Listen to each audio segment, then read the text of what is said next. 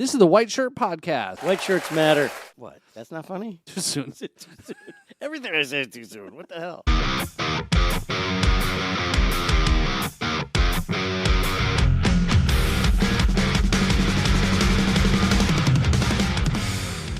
What's up, y'all?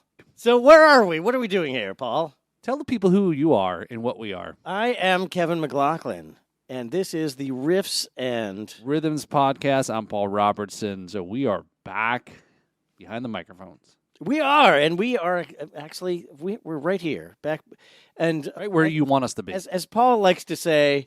Now that you've listened to us, we'd like to encourage you to find us on YouTube and go ahead and listen some more. And then go ahead and make sure you hit that. Click the bell and the subscribe button so that you can get notified as to whenever we're going to do whatever we do. Dino hit the wrong button. We still haven't updated our buttons. Yeah, we don't I have actually have the whole thing on my phone to look at it now. So Okay, so we'll have to work on upgrading our soundboard there. that, so that was we the can closest thing I had to a bell. Yep. Yeah. And we've also got Dino, our trusted tech Yes, hello. sound effects man. I like how he gives himself an applause. I do. I need the confidence. Yeah, because we're so very much hard on you. So yeah, so Ah. yeah, so we'll eventually get you back on the camera again. At least you got a microphone to talk to us with. Yeah, no, this is fun. He's got PTSD about being on camera. Yeah, Just a little bit. Because the whole shark bite The incident. noodling That's right. Yep. Yeah. episode. So, thanks again for tuning into the podcast here. So make sure if you're listening or watching us on YouTube, we're available on audio and video at the same time. It drops at the same time, same date, same bat channel every Tuesday. So yeah, so give us a like, follow, and so forth there. We're now, the audio format is now on the Drums and Rums podcast stream channel. So tune in, find Drums and Rums. So we have merged with the Drums and Rums We have. empire. That is correct. So the podcast network that I'm trying to grow here of music-related kind of fun stuff, content that's all related to it, is all now one. Really, I'm just trying to save a little bit of money there. I have So to balance this out. I got to have my own podcast and call it Riffs and Whiskey. we could do that. Riffs and what did somebody say? Oh, guitars and gin. I don't drink gin. Well, for the right amount of money, I'm sure if somebody pays you to, you will drink gin. Yeah. So Yeah, whiskey and riffs. there you go. All right. So Whiskey and Riffs coming up next after the Riffs and Rhythms podcast. But yeah, let's get to our guest who is joined us again. Is that why that guy's in here? He's our guest. Yes, yes. So again, if you liked it, if you liked man. last episode, I there, recognize him from Not somewhere. that guy. Yeah, so this was an episode last week where it was definitely for the guitarists, right? So definitely the enthusiast or the experts or whatever you guys call a guitar aficionado. Is that maybe the better word to use? But I think it was actually a really Everybody great, loves guitar. There's no such thing as not being a guitar aficionado. not everybody. No, everybody. Everybody loves Not guitar. everybody. See, even our guest says it. Not everybody. But yes, welcome back to the podcast here. So we had Brian Hill from Bubble Up's Guitars. Bubble Up's Guitar Works. Bubble Up's Guitar Works. Works. And exactly how you say it is less important than the fact that when you get your guitar worked on, it bubbles right up in the mix. And it's done right since 2014, bro. There you go. Rock So- on. so 10 we'll- years of doing it. You got to be doing something. Yeah, so yeah, that gives a little clap there. Yeah. So Brian, we didn't ask you the name. How did you come up with the name there? I didn't. Okay. A little tiny girl did. I believe on the last episode we were talking a little bit about my time with the Johnny Van Zandt band in Jacksonville, Florida. And during that time, I actually lived at the Van Zandt house, Wow. 5419 Woodcrest Road. Never forget it. Johnny had a single wide trailer in the back portion of the property. His sister, Marlene, had a double wide trailer on the other back portion of the property. And then we had the Lacey Van Zandt and Sister Van Zandt homestead where the boys were all raised and girls were all raised. Anyway, long story short, his mom babysit his first two daughters, Kristen and Lindsay. And so whenever we were home from the road, we was always doing stuff to help around the house. There was always something to be done. Truck to be worked on, van to be worked on, house to be worked on, whatever. I was walking through the house one day, and she was watching the kids. And I believe she was probably about 5 at that time. Kristen Van Zandt looked up at me and said, Bola. And Johnny's mama was sitting on the couch right there, and she looked over at me and she said, what the hell she call you? I said, I got no idea. Looked back down at her, I said, what do you want? She said, Bubble. I looked back at Sister, I said, I got no idea. And I walked on away. Came back through a little while later, same thing. Sister said, what in the hell is she calling you that for? I said, I got no idea. Well, I walked outside and I reached down in my pocket. And back then, you remember double bubble gum? Mm-hmm. You kept the singles and you just unwrap it, stick it in your mouth and go, right? I always had a pocket full of those. And that kid knew it. She was trying to get some gum off of you? She was trying to be the gum thief. So I walked back through there and she said it again. I pulled one out. And her eyes got all big. She looked and started smiling. Sister said, don't you give that child no sugar on my watch. You wait till her daddy gets home. I looked at her, I said, I'm sorry, baby, I can't give it to you right now. So later on, Johnny was there, and I came up to her and I undid a piece. And I said, man, she's been asking me for it all day. And she just got all happy and smiled and everything. So, I don't know how it transitions, but all of a sudden, Sister's calling me Bubble Up. And I'm like, back in them days, you just, whatever your elders called you, you went with it, right? You didn't question shit, otherwise you got the backhand. So, didn't think much of it and just said, yes, ma'am, no, ma'am. Well, then Lacey's calling me Bubble Up. And then it just spreads like wildfire through the camp. Well, at the time, I told you about Brian Evers, who had hired me. It was Brian and Brian. We were the crew. Brian, and Kenny. Kenny was on our drum tech. So it gave, it was always confusing. Everybody would say, Brian, call Brian, and both of us would show up. So the band started calling me Bubble Up. And I kind of solved that problem. And I just I never fought it. It sticks. Once it's stuck, it's stuck. stuck. That's it. Yep. So fast forward all these years later when I'm, coming up with the shop idea and what I'm going to create a website and, what I'm going to name this thing. And at the time I was working with Cassidy Diana, who had moved in across the street from me, who is now one of Nashville's biggest songwriters, Cassidy Daniels. She was like, what are you going to call it? And I was like, I don't know. And she goes, Bubble Up's Guitar Works. Well, that works. Well, there you go. That's how we got the name. Well, there you go. So,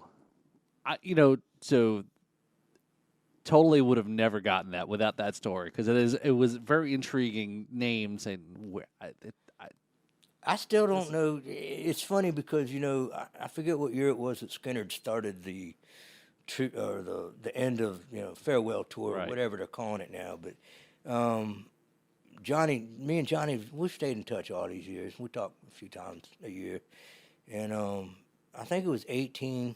They were starting the farewell tour.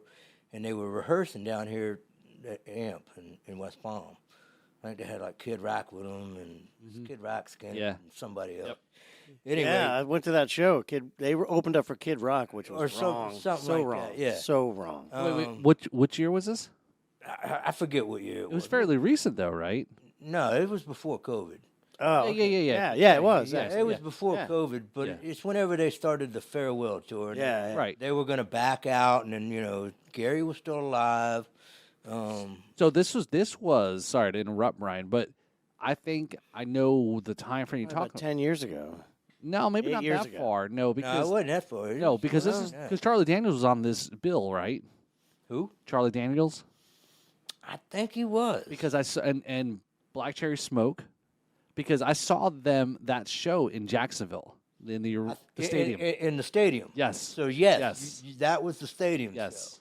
So this was the rehearsal for the opening of the tour. Okay. And Johnny was like, man, you gonna be able to come down? And he said, dude, you were here in '87 for the start of this. It'd be really cool to have you hang around for a day and just fart around down here. And I was like, yeah, man, well, let me know when you coming in. So we got together, and he said, Kristen is tour photographer for documenting the farewell tour. She's going to be taking all the pictures and all kind of stuff. She'll be here too. I said, well, that's cool. I said, don't tell her I'm coming. And he said, all right. Yeah. So anyway, I got there that afternoon or whatever, and they had just gotten there. And I walked out on the amp stage, and him and Kristen are down far stage left talking. And I walked up and I put my hands around her eyes, and I said, you got 5 seconds to tell me who this is. And she said, buckle up. I looked over at Johnny. I said, fuck, man, I told you not to tell her. He said, man, I couldn't. I had to tell her you was coming. So thanks, bro. Appreciate that. But, yeah, we got to hang out. I hadn't seen Kristen in, I can't even tell you what year it was the last time. I remember the last time I seen her in Jacksonville, we were playing a game of pool. It was me and my ex-wife, Johnny's ex-wife, and the two girls at Freebird's Cafe at Jacksonville Beach. And, Oh, that's very cool. I want to say they were probably 18, 19 at the time. Did you have any gum in your pocket? No. No, I wasn't that smart. I should have thought about that. I should have. That's a good. That's good. So Brian, for those that are listening and watching here, you keep mentioning a name here, Van Sant, right? We're talking about the family, the Van Sant family. For those that don't know, one of the founding families of Southern rock itself. right? One. You say one of. Them and the Almonds. Between the Almonds and the Van Zandt. Right. Yeah. There's not much more room other than the Browns and the Lubecks. And yeah. that came after. So I mean, it's almost a prerequisite if you're going to become a big Southern rock band. You got to have a Van Zandt in the band. 38 Special. Yeah, exactly. I mean, dude. Unless you're from Tampa. Yeah. But yeah, so those that are not following what we're trying to say here is, yes, this is Leonard Skinner, right? This is the Southern band here, and again, I think most people know the history, the story about Leonard Skinner, and the unfortunateness of losing some of the members, and the continuation of the music, right? And I think that's we're going to talk a little bit about that. Some thoughts about continuing a band in some form that is not original members and changing members, and some of the thoughts about when a band loses a member for whatever reason and inserts a new part into that mix, is how much does that kind of change? And some of that, because I know it's a very heated topic. Like Van Halen comes to mind. You put in a totally new singer between Sammy and Dave. Or there are a whole lot of different reasons why a band would change a member. Right. Oh, there's 1,001 reasons. Yeah. I mean, using the Van Halen thing is kind of I don't know, man. That's Sammy added something. I don't disagree. Sammy added something that wasn't there. Yep. Was it the same as DLR? Of course not. But it was different, and people liked it. People dug it, and people bought it. Mm-hmm. And hey, let's face it, record companies were out to make money, bands were out to make money, and that was the bottom line. I saw them the first tour, and it was I'd seen Van Halen, and I had seen Sammy, and it was like watching two concerts at the same time. Yeah. It was the Sammy show, and it was still the Van Halen show. And to watch, the Van Halen brothers playing Sammy Hagar songs, that was wild. That was awesome. Yeah. Yeah. And to see the way that Eddie But and that's Alex how they treated did that that. stuff. So there, within that, there's a little bit of difference there. Because most of these bands that you see that have changed members don't do that. They don't play the Sammy Hagar hit. It wasn't a creative, like the Van Halen and Sammy, that was a creative coming together. Right. But you're about to explain why most bands do that, and we want to talk about that. Well, I don't know that I can explain it why most bands do it, but it's a change of and I'm not into it. I'm not a. I've worked for a lot of tribute bands, and it's changed the definition. When we first started the tribute tour, that's what it was called, a tribute to Leonard Skinner. 10 years later, the music continues. Okay? And that's all it was supposed to be. It was going to be a 2-year, at the first, it was just going to be a tour. It was going to be one fucking tour, and we're out. Well, of course, money makes the world go round, and, you know, It did well. they made a lot of money. And so it continued on. Was Johnny the right at the time? Of course. I mean, 38 Special was still predominant. Yeah, they were still a functioning entity, Yeah. selling a lot of records. They were Donnie wasn't going to do that. And Donnie wasn't going to do that. And he had told him that, thanks but no thanks. And unfortunately for Johnny and us being dropped by Geffen and really having no open doors, it was kind of a no-brainer. And because we all looked at it, the band, it was like, what about us? And I was just fortunate enough. Dude, I wasn't even supposed to be part of the Leonard Skinner Tribute Tour. I was out with Gene Odom selling books. I was working for Gene Odom, the original security guy that was on the plane that went down. He was Ronnie Van Zant's best friend. And I went out with him just to hustle cases of books that he was selling about the plane crash. Put up his little tent and, take care of him. And Big Lou walked out, who was the tour manager for Skinner, and he was talking with Gene, and he was like, I need a guitar tech for Gary. And Gene looked over at me and he said, there's one right there. And I said, dude, I'm out here working for you. He said, man, don't you worry about me. You go take care of Gary. And Lou looked over at me and he said, can you handle it? I said, absolutely. I walked in and shook hands with Gary again. We'd met on several occasions before. And then next thing I know, here I am, a guitar tech for the Rothenham band. So when I tell you, it's nothing more than being in the right place at the right time. Right, yeah. You got a couple of stories like that. You said you mentioned last week about the keyboard, now all of a sudden, It all started there, and it just kept going. It just kept going. Every opportunity I've ever had came out of nowhere. Blessed. Blessed is the only Rock word. on. Yeah, blessed is the only word I can say. But getting back to the tribute thing, let's take Molly Hatchet, for instance. That's a heated subject right there. It's a very heated subject. I went out when Danny and Bob. With the Danny Joe Brown band. Well, no.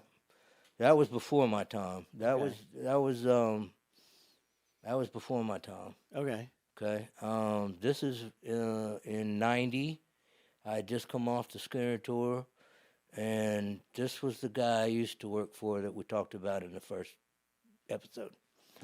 So he finds out that I'm home from that and wants to sit down and talk about this new project that him and Danny are doing. And come to find out that when I had left and gone over to Van Zandt, there was a band called China Sky. Right. Okay, and that was what the band I had worked for previously became. Okay. A guy named Ron Perry came in, started singing vocals. Long story short, they had a record deal. Record comes out, and BIP leaves. Leaves the band, and starts hanging out back again with his old boss, DJB. So they decide that they're going to reform Molly Hatchet. And they bring in Rick Bland's on guitar, Rob Scavetto on keys, a young guy on bass, Rob Sweat, and David Fiegel on drums. All of Jacksonville's, yeah, thanks, train. Yeah. We used to hear the train all the time in Jacksonville. I was thinking to myself, does anybody else hear that train? like I home, certainly man. hope What are you so. What are you talking about? Headphones on. train. I can still Yeah. hear the freaking train. This segment is brought to you We're by not the even Bright talking Line. about breakfast. You better get a plug for that, buddy. I hope so. I'm sending him an invoice. Yeah, that's what you need. Messing to up do. our show. Glad I'm Yeah. not the only one. I think that covers our bits for today. Yes. So yeah, this was the rebirth of Molly Hatchet. This is when Danny took off and just started doing his own thing, and he left Dave and Steve and Bruce and all the boys behind, and it was a big deal in Jacksonville. Everybody's like, "Who the fuck do these guys think they are?" You know. Mm-hmm. So anyway, so Brian, real quick, is what's our time frame here? this What's is current- early '90. I want to say '90 yeah. into '91 maybe. And I hung with that project for about 9 months until it just got to be bullshit, you know. And then after I left, it started the revolving players, you know. Were they a step up in performance level? Probably. But it became just to watch it. Like somebody told me the other day, yeah, I got an ex Molly Hatchet guitar player in my band. Which one? Yeah. Right. Only been like 1,000 of them. Yeah, well, actually, Dave told me that he said since I left the band and when I got back in, there were 27 people between me. That number is probably a low number. Well, there's 3 guitar players in the I mean, band. hell, That's Eric just Lundgren one from- side of the stage. Eric Lundgren from the Johnny Van Zandt band was one of them. He filled that role for a while. There was just so many. It was great when it started. It was the same thing as the Skinner thing. It was a tribute to the music of Molly Hatchet. Mm-hmm. But now you see, even now, today, you still see the Molly Hatchet logo, official Molly Hatchet. And yeah, BIP owns the name rights and the licensing and all that. But then I remember, I think the keyboard player may still be in there. I don't know. But that's a whole different ballgame. It's a whole different level of tribute. Well, we were talking about this, Kevin and I a few episodes back about how Foghat was back on the blues chart, the Billboard chart, and we're like, Mm-hmm. who's left in Foghat to still kind Who of, is? Yeah, no, No. I don't even know. yeah, But and- like I've been, I did interrupt you on purpose, but I'm going to be polite and say sorry. I didn't mean to interrupt you. wow, But working in the industry, I've worked with a lot of tribute bands, and I understand why they're there. Like I've got the same kind of animosity towards people who are glomming onto a name, but I understand why it gets done. Like the first time it struck me is I was doing sound for the Byrds. And all the Byrds were dead except for the drummer, who no one ever knew who he was. But this dude was in his 80s, and he was just as gray as you can get. I'm like, you could just look at him and tell he's going to drop dead any second. And so I'm like, this is the I'm about to die tour, and I got to pay for my casket. hey, it's a good thing we're not having this conversation. The assisted living tour. But think about it. Like, what are you going to do? Like, if you're a musician, what would you rather do? Like, are you going to just quit playing and start a lawn maintenance company? Or are you going to just go out and ride the coattails of yourself or your former colleagues and make some money doing what you were made to do? So that's not a bad concept, but it does take away from the purity of the creators of the music. Yeah, it takes a big time. It's a wise business decision, but it's a poor creative decision. Sometimes it becomes a very irreverent decision. And in the case of Molly Hatchet, there's a lot of people that would say that it is extremely irreverent and irreverent as well. So it's interesting is that I think I do recognize that when there's a member of a band that's replaced for whatever reasons, the most critical is, and like you said, Brian, was Van Halen, Van Hagar it was different. And I think vocals is probably the biggest place it will change how people feel. Vocals and the writing. Okay, fair, right? And vocals and the writing, because it could take things into a different direction. But if you're covering the same material from the previous band, it's definitely different. So here's where I'm going with this is, just recently watched the Bon Jovi documentary on Netflix. I'm sorry, Hulu. There's a Bon Jovi documentary? So 40th anniversary. So it was. Lord, are you kidding We're me? old, dude. No, we're so- not. Speak for yourself. So it was interesting, for me, growing up in New Jersey. You know this, Kevin, is right. No, I Crazy don't. 'Cause I boy. never grew up in New Jersey. Well, okay. What I'm trying to tell you, been there, though. You know that I Be was. thankful. Anyway, so what I'm saying is, that I'm from New Jersey. I think I've do told you. now. Thank you. Oh, you didn't know? You didn't know that? All I knew is See, you we moved don't to really hang out, Florida. Brian. This is the only time we actually hang out. Yeah, is we every don't two- even every really other 2 know weeks, each other, a couple, yeah. it's a couple weeks. So, I will give you the Stone Pony. there you go. Right. I've been there Yeah. too.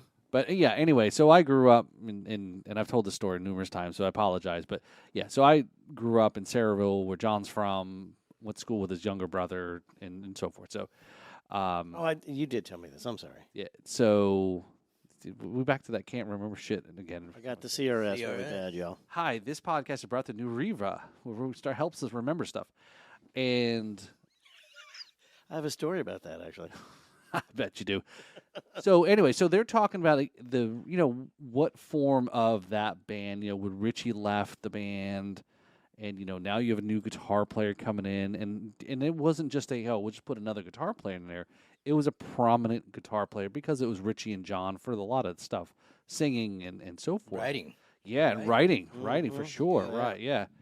And a lot of people didn't know Richie wrote a lot of that stuff with John, And sang a lot of it live And when sang John's a lot. voice ran out. Oh, They yeah. they were opening up for 38 Special. And they talked about that Bon in that Jovi episode. was Yep. opening up for 38. Yep.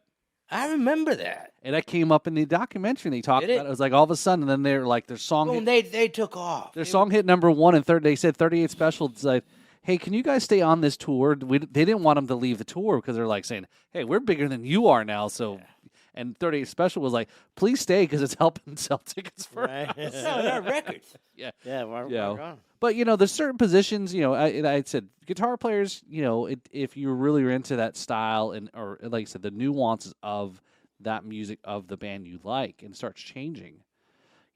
Foo Fighters. Okay, they lost a drummer. How much is that really going to impact the writing and style of the? I don't think much. To be not to take anything away from Taylor, but Dave did a lot of the drum stuff anyway. So to me, I think there's different kind of nuances about in a band when you're replacing a member The whole for whatever the dynamic, reasons. the whole dynamic's changed now. It's not like the bands of the 70s and 80s when everybody had their spot. Now it's like you just said, Dave Grohl does so much, in the studio. It's all Grohl, And so now you got a guy that replicates it really well, Right. and they go out on tour and they make a lot of money and they sell thousands of records. ZZ Top. ZZ Top's touring. Look at that. The dude was their tech for 25 years, Yep. and now he's the man. Right. Well, they did publish the story about how it was Dusty's wish that they would continue and all that, whether or not that's real or not. And that's the same thing with Skinner and with Gary's passing. And But see, I think what we're talking about is the difference is, like we're using Van Halen as an example. That was not an attempt to recreate the David Lee Roth era. That was an attempt to create create something a whole new thing. Rebirth. Like a You're rebirth. right. That's different than when like everybody's dead and the name of the band is owned by the first lead singer's ex-girlfriend's dog groomer, his accountant, right? And so they're just hiring musicians to glom off a name that's 30 years old because they know it's going to sell. That's in a completely different It's a thing. completely different thing. So is Leonard Skinner right now? What is left of the current iteration? There's only Ricky Medlock, who was a drummer in one of the original formats of the band back in, I think, 66. He played on the Wow. original Muscle Shoals recordings as he was the drummer. Yes. And that's it. That's it. I Yeah. mean, but you got some great players in there. Michael Cardelloni, damn Yankees. Mm-hmm. And he's been there with Skinner now for God knows how many years. Um, Damon Johnson took over.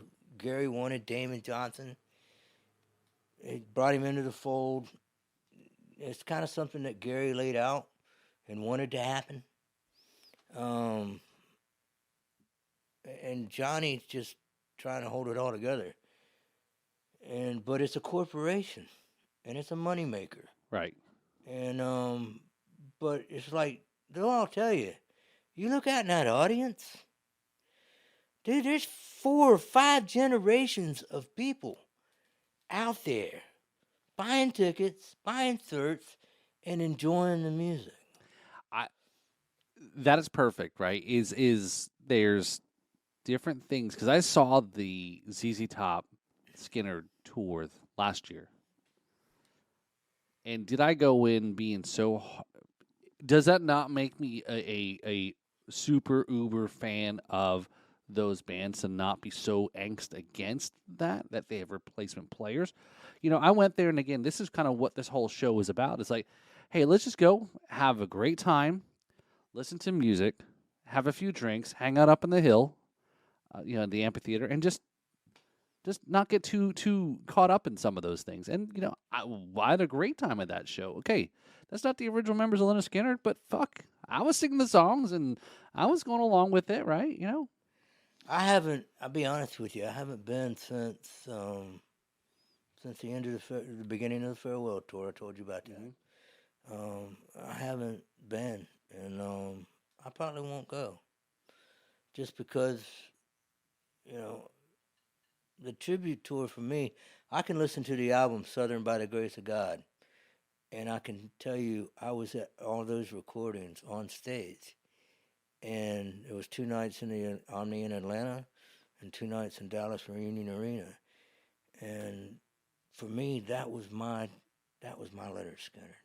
You have a frame of reference. I have a frame of reference. Now, Well, it's different when you're standing on deck with them. well, Yeah. no, because, I got out of it, went to the Malahatchie thing for a while and did a whole bunch of other things. I mean, there's so many bands that came out of Jacksonville. It's incredible. But, Limp Bizkit. Dude, Is that Fight? I want to tell you this, and you're going to die. So one of my last gigs before leaving Jacksonville was working into this piece of shithole nightclub downtown Jacks that didn't open until 11 p.m. at night, and it closed at 6 in the morning. And it was all this grunge, Northwest Portland, Oregon, the stuff coming in at that time. Right. And I hated this band, but it was great money because nobody else wanted to fucking do it. Running monitors. Oh, yeah, okay. Running monitors for this band. Guy named Fred Durst. Yeah. And I quit that job, and I left Jacksonville. You didn't do it all for the nookie? And a fucking year later, I hear Limp Bizkit. Fred Durst and Limp Bizkit's going to be playing, the Woodstock thing or whatever. Yeah, 99. Yeah, Right. yeah. And I'm like, are you fucking kidding me? Missed opportunity. Man at the right place at the right time. Not that time. Dude, not that time. That's when it all changed for me. Mm. And that's when I had to get out of the business for a while because it was just, bullshit business. We all know this. It's a cutthroat business. So, but yeah, you brought up Fred Durst. So there you go. That's great. Yeah. It's crazy. It's crazy. What were we talking about before that? We were talking about, Molly Hatchet and, the original so- members and all that. Yeah. Yeah. The bands that came out of Jacksonville. Right. So for the Skinner thing for me, it was 87 through 90. They came off the road finally and went in as a band to do the 1991 album. It was something that was uncharted, something that was unheard of, something that was not planned.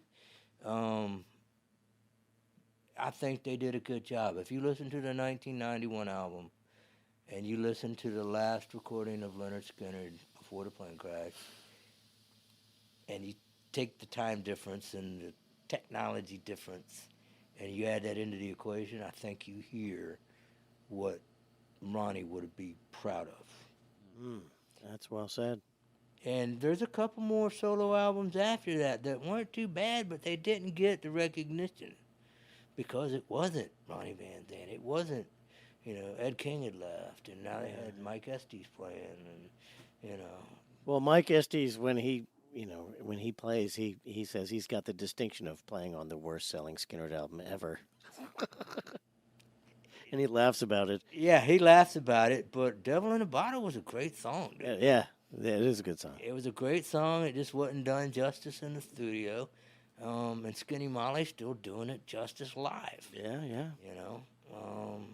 So I guess it's, I've heard people make reference to when there's always, I think the sentiment is, at least there's always one member of the original band or who was in a formation of the band before it became its thing. One that comes to mind a lot is in the, back in the 80s band. You remember Rat, right? The band. Yeah. Band.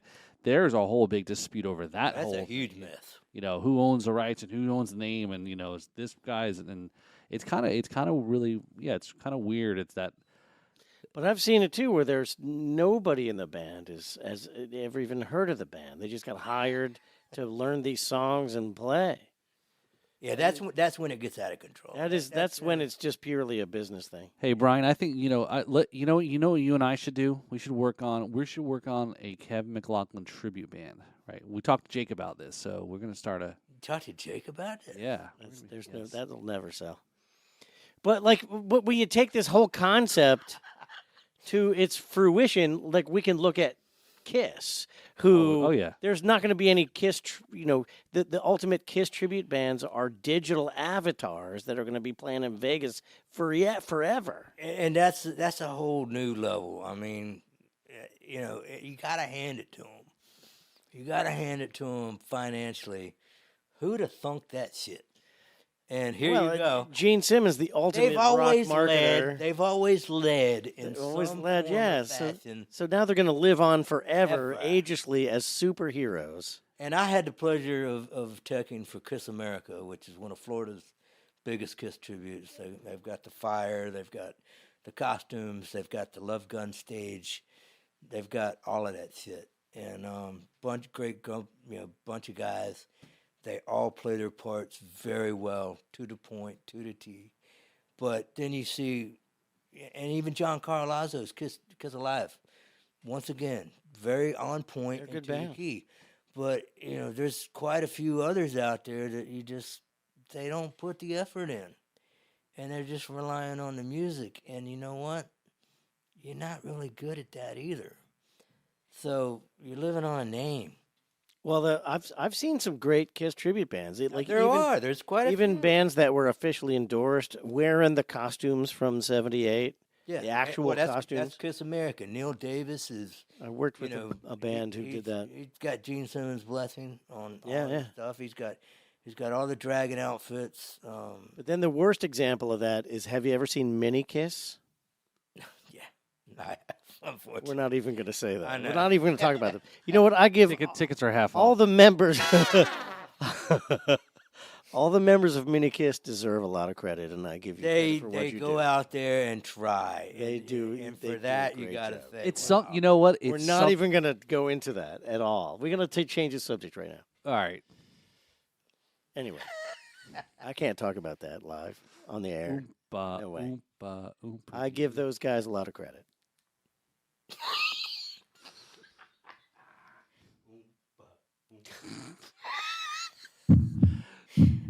I'm not even going to say it because I'm going to ask you to edit it out, and then you're not Lord, going forgive to me. ask that. I didn't mean to.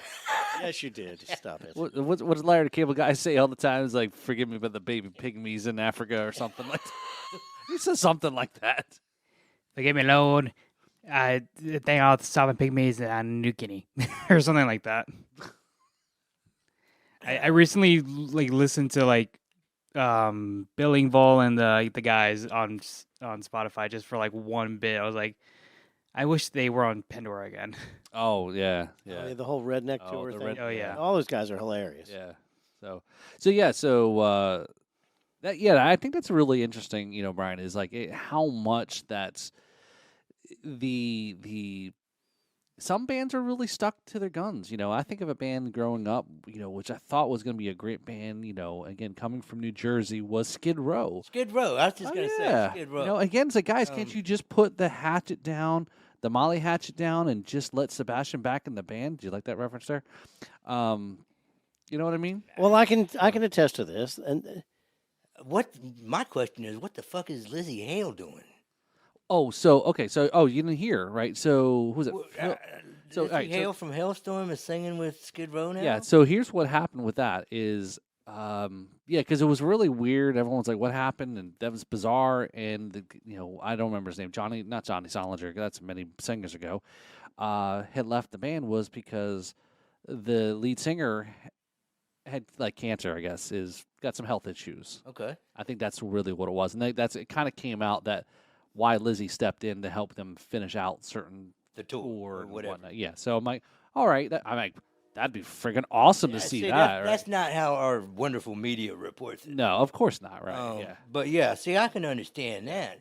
But at the same time, why not invite Sebastian back to finish those days? I can tell you why. And I don't know Sebastian, but I can make some educated guesses. Now, being in a band my whole life, every band has a singer. And when that singer is a dedicated lead singer, CJ Snare, fire. There's a certain set of circumstances that ensue. Like, y'all out there, if you're not a musician, you understand that musicians are weird. Okay, but when we narrow the focus down to the lead singer category, that's a special depth of weirdness that cannot be reproduced in any other way. And when bands have problems with their lead singer, it's because of that. It's because lead singers are just a special kind of weird, and they can be, now I'm not going to say this for everybody, but it is quite common that lead singers can be an issue in a band. Are you the lead singer in your band? I am not the lead singer in my band. I'm the only singer in my band. Oh, even better. I'm the only singer in my band. I like that. I had to. So here's case in point. So let me just answer that. Like, I can't sing. Everybody knows that Kevin McLaughlin cannot sing. If you want to get a loan at the bank, if you just say to your loan officer, we both understand that Kevin McLaughlin can't sing, then you're in. But because lead singers are so unwieldy to deal with, because they are so much more important than the rest of us, I have been willing to, in exchange for not having to ever deal with the lead singer again, I've been willing to inflict the world with my own singing. Oof. It's pretty horrible. But it's what I've decided to do just to insulate myself from lead singerdom. I got a guy for you. Scott Board. You have him call me. You got some money? Okay. Case in point, when Danny Joe Brown died, Molly Hazard died. And that's the other reason why I decided to start singing, because good or bad, from the general population's point of view, whatever the voice of the band is, that's the band. That's how we've all... Van Hagar was the one difference, and I have to say Leonard Skinner came in a close second. Well, who else has done it? Well, the brothers have very similar voices. From Far Away in the Dark, You've Been Drinking a Lot, Johnny and Ronnie do sound very similar. But when you really sit down and listen to it, you can definitely tell the difference. But what I'm saying is, from the general point of view of the general public, the voice of the band is the band. Like, it's so much easier for a lead singer to go out solo and play that songs and be accepted than it is for the band to get another singer. Yeah, you're exactly right. So and I can sing at least as good as Jimi Hendrix and Bob Dylan and Neil Young. Ooh, Neil Young. So, I should be okay. Bob Dylan? Bob Dylan is just an angelic singer like no one's ever heard. What about Eddie Murphy? Eddie Murphy sings way better than all those guys. That's it, because he wants to party all the time. And I'm being totally serious, just so you know. That's a great song, by the way. All right, I can on a good day I can sing as well as William Shatner. Did you ever hear Pat Cooper? Is that Have you ever heard any of William Shatner I have singing? not.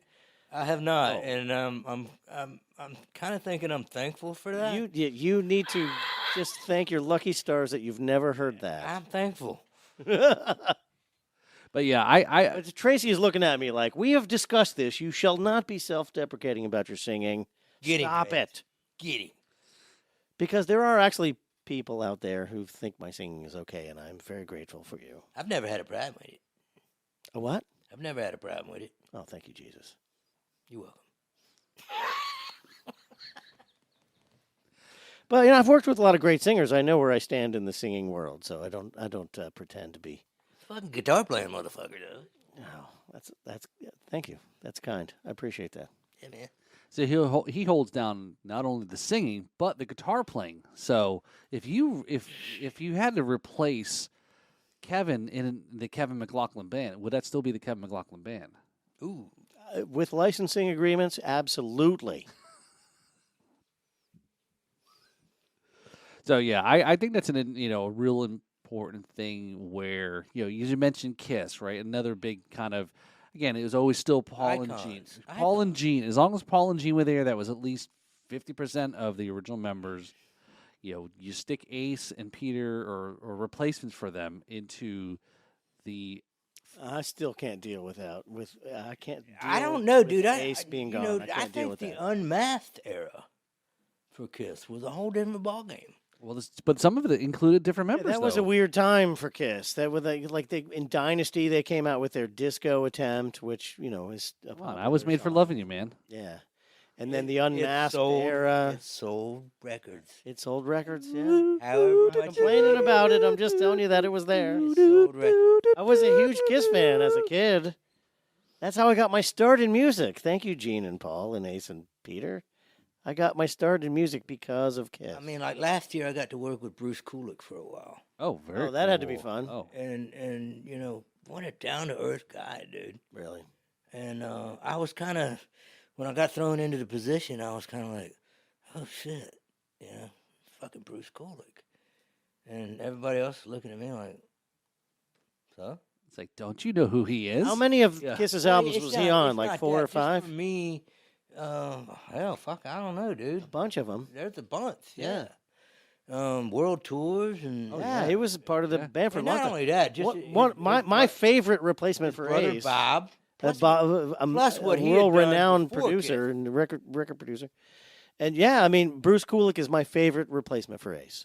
oh, he was He's the only one awesome, that stood up awesome to my guy. personal test. It was weird because he was flying in, and it was going to be one of those. We don't have any time for rehearsals. This is what I need you to do. Here's a picture of my pedal board as it should be set.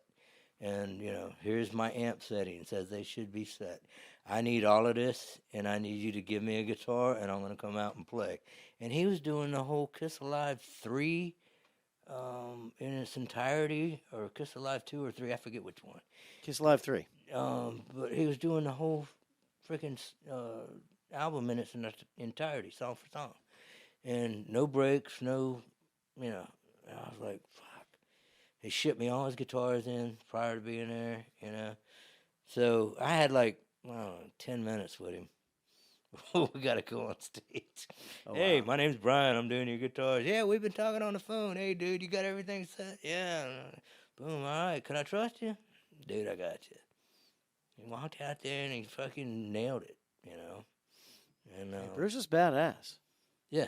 And so for me, as the guy that helped make all that happen, that's my reward, Yeah, that's cool. I didn't know you worked with Bruce Kulick. Oh man, dude, I've worked with some institute. I did Ace Frehley that same weekend Oh, well, Oh, that's damn! interesting. Holy cow! That's with the smoking guitar. oh. They hired me specially for this event because it was a Kiss-related event, number one, and they knew that I was familiar. It was put on by Neil Davis and Brian Bell. Anyway, it was a cancer awareness fundraiser. It was Kiss-themed events. Ace Frehley was there. Bruce Kulick was there. A band called Sister's Doll from Australia. Todd Kearns was there from Slash's Miles Kennedy's band. God, who else? I know I'm forgetting people. It was a big deal, and I tech for everybody. And to have Ace's tour manager come back and say, "You know the smoking guitar," because I had worked on the same smoking guitar with Kiss America. They're all made by Jim Cara up north, and that's Ace's guy. And I was like, "Yeah, I know the guitar. I know how it works." And he was like, "All right, put it together, because they can't travel with the battery. You can't fly the guitar in with the battery in the back." Right. So put it all together, and he's like, "Show me how it works." I'm like, "Dude, this. Here, turn the light on. Turn it one more time. The smoke starts." He's like, "Okay. Is it in tune?" I say, "Yeah, it's in tune, dude." Gives it, and I'm sweating, dude. I'm sweating bullets. I'm like, because I've never teched for Ace before, and he's playing a full step down on nines. Oh, wow. They're like spaghetti strings. Yeah. And I'm like, what's his attack like? Because my attack will be I this. would, yeah, I would. I wouldn't even be able to do that. Oh, dude, I was sweating bullets. And when I hear him hit that G chord, and it's just ringing, I'm like, fucking thank you, Lord. Yeah. Wow. Yeah. He must have a super light touch. So What, 70, 77 now? 75? So what is Yeah, I what guess is so. what is that like though? I mean, again, it's like an idol kind of thing, right? Is that this was? I mean, all growing up. I mean, for you guys, more growing up is Ace, and yeah, and I guess for recognize, me, he's just another guitar player because Okay. I've worked with so many. Okay. I don't take it like that, whereas I'm not Saw Starstruck. I'm Yeah. not starstruck. I've never been that way. You can't get like that, or else they stop trusting you. Yeah. If you get all fanboyish on stage, they're like, "Get this guy out of here." I mean, They didn't- it's always been my mentality. I got a job to do. yeah, exactly. Be professional, right? Yeah. Yeah. If you're Kevin McLaughlin or fucking Ace Frehley, we got a job to do. Wow, you're in the same companies, know. man. Look at that. So yeah, and I've just freaking Rick Derringer. He's another one. I worked What? for. So Hey, why are you dropping all these names at the end of the episode here, right? I'm giving you plenty of firepower for future episodes, pal. It's Ooh, all. he wants to come back Oh, again. I don't know. okay, About Yeah. Come back again? Jeez, a third. Yeah. So yeah. Oh yeah. It's all TikTok worthies here. So before we wrap up, because we're getting running up on time here, is we've got a song to review. Oh, dang! I almost Yeah, I totally know, man. forgot We're- about yeah, that. Yeah. Ooh, a Kevin So- McLaughlin song? No, good lord. No. Go ahead and preview it here. Talk it up, Kev. Oh, well, we've got a gentleman here who actually I've got a lot of respect for this guy. He moved from Africa to the United States because, in his words, the southern rock scene in southern Africa is really lame. That's really southern. Yeah, southern rock does not include southern Africa. Just so, I didn't know that until Vern Dazel came to the United States and I got a chance to meet him. And I don't care who you are. If you are serious enough about what you do to move to another hemisphere and show up and do your thing, that is brass balls in my book. So he uprooted his family. He came to the United States, and he has done a great job of making great music here in the United States. And we are going to go ahead and review a Vern Dazel song. Yeah, it's Gold Digger here. So I know of Vern. I know again our gratuitous episode plug for Brad Brock on Jams and Cocktails. I know of Vern from his show, from Brad's show there, the name. So have not seen him and so forth, but I know him. So yeah, so this is going to be good here. Vern consistently puts out good music. Yeah. He puts on a good show. And we're going to go ahead and find out, what is it, the riff or the rhythm that makes this song a good one. So Brian, you're going to help us out with this and kind of add your thoughts into listen and say what makes that song, the riff or the rhythm. 10-4. All right, here we go. So this is Vern Dazel, Gold Digger.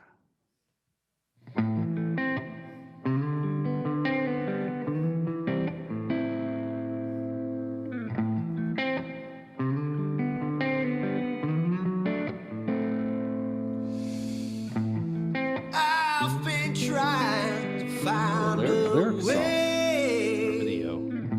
to articulate words to say. It's a big word for a guitar player.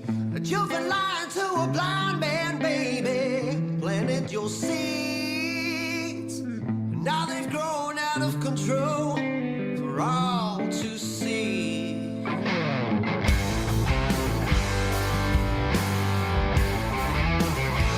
Very rock and roll.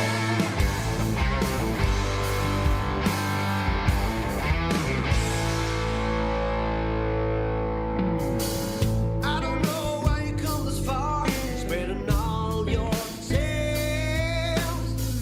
Hide your true reality underneath that veil. Nice chord change. But I see right Ooh. through you. Nice rhythm aspect Yeah. too. All those crazy games you play, coming back to rule.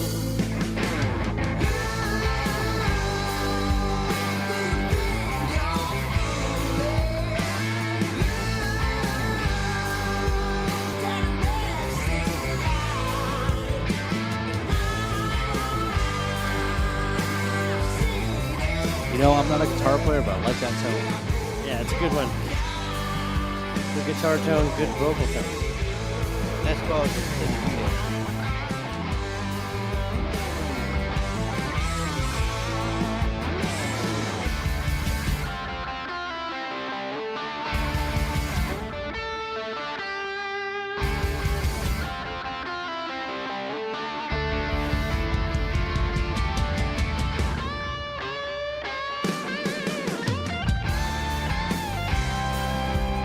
Wow, it's a nice. right there. Yeah, that lead break. Yeah.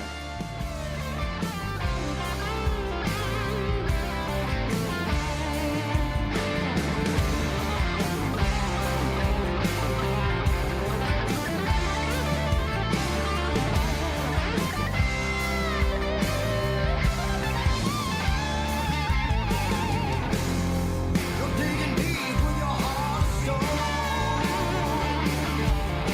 Yeah, I've already have a feeling where this is going to go. I like the production. I like the guitar tone. I like the whole thing. That was redone, I think, at Raincat, wasn't it? I know the original Gold Digger was recorded, I think, in South Africa. I think he redid everything over here. I've been trying to find the way to articulate that big word again. words to say. But you were lying to a blind man. So this is what Jeff and Brian talked about, was just doing some lyric videos. Put something out there, right? Absolutely. For all to see. It's obligatory.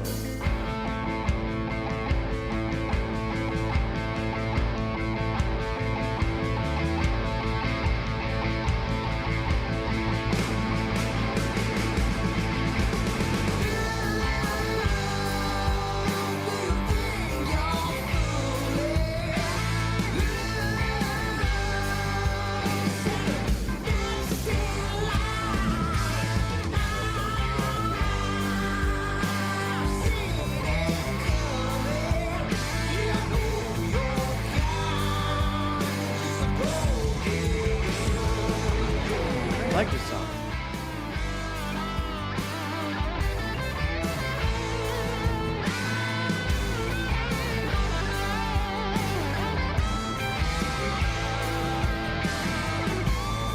Is this like a second solo? Don't get no more southern than that. Yeah, exactly. I was going to say 2 guitar solos. Not like the 90s when they didn't even do them at all.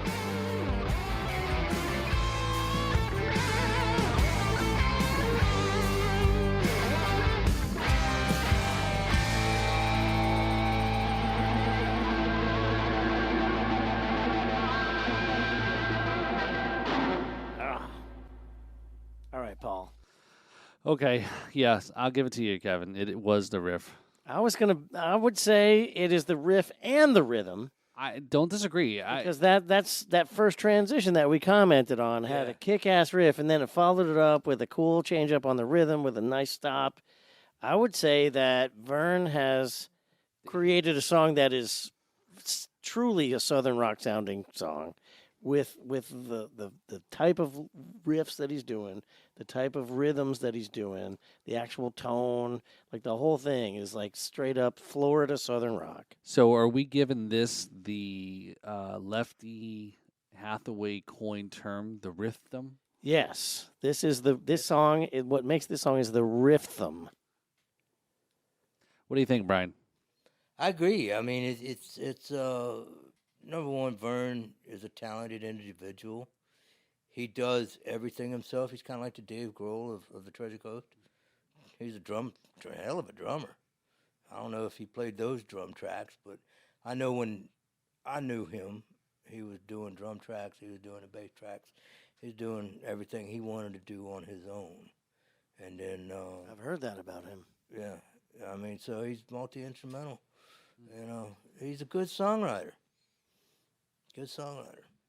Yeah, that's Yeah, a great song. He's a very good drummer. He started out as a drummer, learned how to play guitar because the riffs are better. But now he's been able to go ahead and incorporate it all together, and that's a great song, actually. Good job, Vern. There you go. So now that we review the song here, so we're coining this. This is the rhythm. Rhythm. What makes this song great is the rhythm. Yes, the combination of the riff and the rhythm that brings it together. So this is now going to be newly added to our Spotify Riffs and Rhythms playlist. Yes, thank you. So very good. So there you go. So all right. So Vern, yeah, can't wait to have Vern on there because I'm sure he's got some stories. I invited Vern to be on, and he's like, I'm booked every Tuesday until the year 76,000. Oh, okay. So was that a polite way to say no thanks? I'm not sure, but he is, like, if you look at his website, like, he's been booked every single day since, like, the beginning of recorded internet. So very cool. So yeah. So as we start wrapping up here, so we've listened to a track here. We reviewed our song. We've got our topic of conversation about changing out musicians and parts and pieces there. Definitely, I think some very... Well, I think they change out musicians like a whole musician at a time. That'd probably be wise. Yeah, it would be better than changing out just a piece of a musician. Can I have his arm and his fingers? That's right. Yeah, exactly. Oh, can we just... That's what she substitute said. His tone? Hey, so real quick, I do want to kind of... Let me jump over here. Let me see. I do have a thing here I wanted to show. So this is on the Riffs and Rhythms. I start following this guy here. Damn, I don't remember the hell of friggin' his name is. But it's a guy who does, here it is. This is, I think, Kevin, we've talked about this. So this is a... Oh, yeah, if so-and-so was a part of so-and-so. Yes. Yeah, this is hilarious. It's always great when the guitarist comes into the room and then upsets the other guitars. So Those are hilarious. so check out the Kyle Norris there. So I find it pretty fascinating to watch, even though most of the time it is guitar related stuff, but he does put some good content. So we are not afraid to give shout outs to other content creators there. So, but yeah. So, all right. So as we wrap up here, Brian, again, how can people check out what you're up to, your place, your business, people, places? Well, I'm always there at the shop. It seems like I live there anymore. 2624 Southeast Willoughby Boulevard, Stuart, Florida, across the street from Martin County finest hotel. The correctional institution, if I'm correct. And www.bubbleupsguitarworks, all one word.com. I got some shirts for you guys. Oh, Rock This is a special run. Again, this is the 10th year anniversary of me being an LLC on the Treasure Coast of Florida. So I ran a select amount of different sizes, and they will not be reprinted. I don't even know if I will go back to the original shirt that I printed 10 years ago. Oh, wow. Maybe I do something totally different, but I want you guys to have a shirt. Oh, Awesome. thank you, man. There you go. Thank you, man. Appreciate it there. Thank you, Brian. I'll take the large. You guys take the extra larges. Oh, so he's giving me the fat size. I didn't say that. Thank you, man. Yeah, man. You totally rock. Appreciate that. Oh, look at that. Dude, I appreciate you guys having me on here. This is the first time I've ever done anything like this, so Done right. pretty cool. Done right since 2014. So, yeah. Very comfortable. I like the feeling there. Yeah, these are good shirts. Yeah, no, those are Yeah. very well made. They're made in Sweden. Oh. Yeah. Swedish T-shirts. Oh, I like Swedish everything. Oh, we Oh, could be a dude, part of the Swedish T-shirt team now. I don't know. I was These are blessed- incredibly soft. I was blessed 2 years ago to tech for Thunder Mother, opening up on the Scorpions tour. Oh. Yeah, those girls from Sweden, Rack, Guernica, Mona, Filippa. Hey, can we hold that story for our Patreon segment here? If you give us 10 more minutes after. We have a Patreon We segment? do. Did I told you? Yeah, we- Oh, that's right. You did. You opened up a Patreon page. That's right. Why don't you just have me back for another episode at some point? He's like, I'm done with you. We will talk about anything you want to talk Oh, okay. That's the super secret Oh, there you Patreon go. episode. So yes, He's so- gonna cut us off at the Swedish girls. I ain't cutting Oh, anybody man. off. He's gonna be a tease and drop Swedish names of girls there, and he's gonna leave us. So anyway, so definitely check out Brian's shop there. So Bubble Up Guitars works. Yep. Right. So they're up in there in beautiful Stuart, Florida. There, I know. I saw the website. It says call because it's appointment only to come. Yeah, I am by appointment only. A lot of people don't understand that, but my business is upstairs from another business, and my door downstairs just has to remain locked at all times because I have no way of safeguarding it. Okay. So there's a way around that, and that's called Call Me. There you go. That's easy. And he already said in the last episode was, hey, just call me 24/7 and. Well, maybe not the 24/7 to come up open the shop. If Well, you no, wanna- maybe. You want to call maybe. me at midnight? You got There's a markup. Pay. There's That's a fine. markup to that, right? There's a yeah, markup. yeah, for sure. So, but yeah, so super cool there. So again, check out what we're up to here. Although on our socials, there we're on the audio format as well. Spotify, Apple Podcast. It's under the Drums and Rums. So if you want to listen to it in the car, it's underneath the Drums and Rums channel there on Apple and all those audio platforms there too. So YouTube has its own channel there. So the videos that you probably are watching or should be watching. But just is- as I like to remind you, Paul, if they're hearing you talk, they've already found all that stuff. But if they're hearing only, then yes, you're right. But if they're seeing and hearing, that must mean you're on YouTube. Okay. Anyway, so since I'm And don't looks like- forget to go to kevinmclaughlinband.com. Good luck spelling that. What if they're deaf and blind? Well, They're kind of. And they're not listening or looking at us, and it doesn't matter. actually, Brian, they say that we sound and look great. Maybe you can help us start a Braille cast. Dude, now you're talking. I was see, actually there's thinking Morse ingenuity code. right there. So for deaf music fans who Deaf can't music see, fans. They sound great. awesome. So again, shout out there to Beer 30. So check out the ADA song- compliant. Yes, so we got to make this podcast ADA compliant. No, we don't. No, we don't. No, we don't. All right. Like anybody you can't see is going to type in our address. Hey, usually the drummers has ADHD. Can I settle you down now? Anyway, so check out Beer 30 there.